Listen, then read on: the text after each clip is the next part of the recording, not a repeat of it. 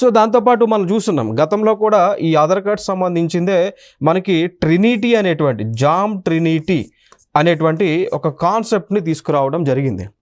Jam Trinity అంటాం, ఓకేనా.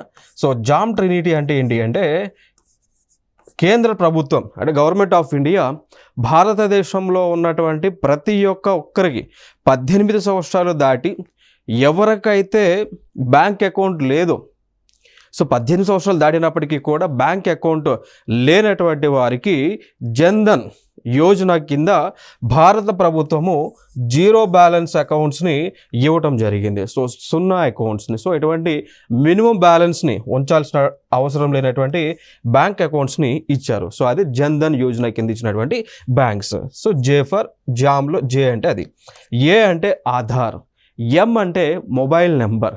So jam Trinity అంటే ఏంటి అంటే ఈ 3 వస్తువులు లైక్ మన యొక్క బ్యాంక్ అకౌంట్ని ఆధార్ కార్డుకి మొబైల్కి లింక్ చేసేటువంటి కాన్సెప్ట్ తీసుకొచ్చారు.